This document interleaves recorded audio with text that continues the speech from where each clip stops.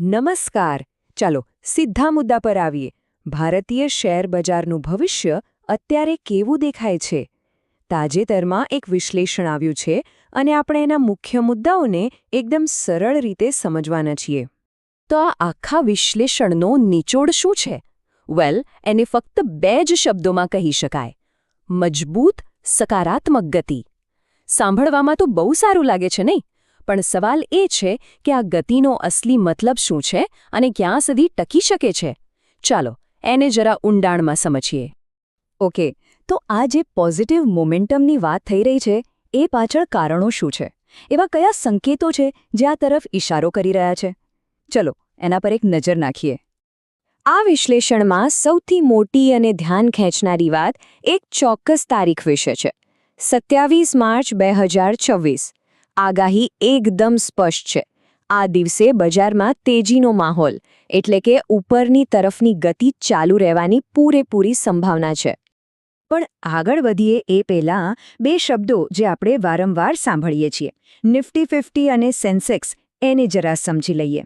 જુઓ, નિફ્ટી 50 એટલે એનએસઈ, એટલે કે નેશનલ સ્ટોક એક્સચેન્જની ટોપની 50 કંપનીઓ, અને સેન્સેક્સ એટલે બીએસઈ, એટલે કે બોમ્બે સ્ટોક એક્સચેન્જની ટોપની 30 કંપનીઓ. સાવ સહેલી ભાષામાં કહીએ તો આ બંને આંકડા આપણા ભારતીય બજારના હેલ્થ રિપોર્ટ જેવા છે.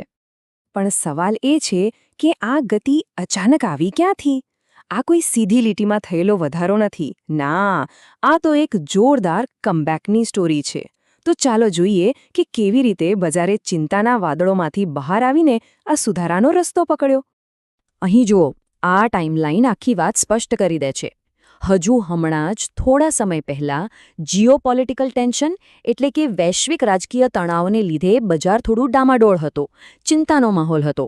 અને પછી બૂમ! 25 અને 26 માર્ચે બજારે એકદમ મજબૂત રિકવરી બતાવી.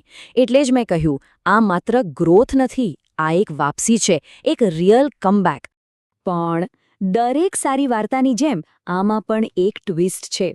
આ જે તેજીની વાત છે ને, એ એટલી સીધી સાદી નથી જેટલી આપણને લાગે છે. તો હવે એ સમજવાનો સમય છે કે આગળ ખરેખર શું અપેક્ષા રાખી શકાય. તો શું એનો મતલબ એવો થયો કે હવે બધું બરાબર છે?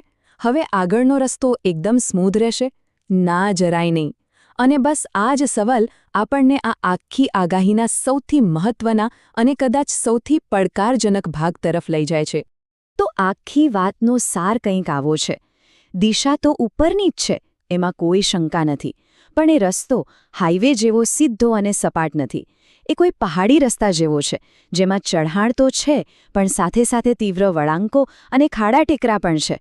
મતલબ કે બજાર વધશે, પણ એ સફરમાં મોટા ઉતાર-ચઢાવ, એટલે કે વોલેટિલિટી જોવા મળશે. આ જ છે એ અસ્થિર ચઢાણ. સારું, આ બધી તેજી અને ઉતાર-ચઢાવની વાતોની વચ્ચે એક શબ્દ એવો છે જેને આપણે ક્યારેય ભૂલી ન શકીએ, અને એ શબ્દ છે જોખમ. કોઈ પણ બજાર હોય, એમાં રોકાણ સાથે જોખમ જોડાયેલું જ હોય છે, અને એને સમજવું ખૂબ જ જરૂરી છે. તો આ માર્કેટ રિસ્ક કે બજારનું જોખમ છે શું? જો, એક હોય છે કે કોઈ કંપની ખરાબ પરફોર્મ કરે અને એના શેર પડી જાય.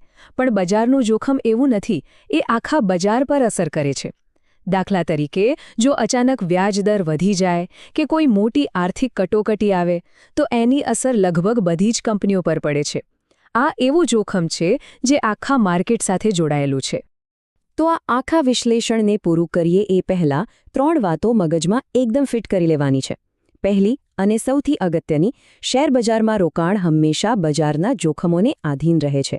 બીજી વાત, આપણે જે પણ ચર્ચા કરી એ 25-26 માર્ચ 2026ના ટ્રેન્ડ પર આધારિત છે, એટલે કે સમય જતાં પરિસ્થિતિ બદલાઈ શકે છે. અને ત્રીજી, આ કોઈ રોકાણની સલાહ નથી, આ ફક્ત એક વિશ્લેષણ છે. અને અંતે, આ બધી ચર્ચા આપણને એક ખૂબ જ રસપ્રદ સવાલ પાસે લાવીને છોડી દેશે કે જ્યારે બજાર ઉપર તો જઈ રહ્યું હોય, પણ રસ્તો ખૂબ જ ઉબડ-ખાબડ હોય, તો એવા સમયે સ્થિરતાનો સાચો અર્થ શું થાય? એ શું છે જેને આપણે ખરેખર સ્થિરતા કહી શકીએ? આ એક એવો સવાલ છે જેનો જવાબ વિચારવા જેવું છે.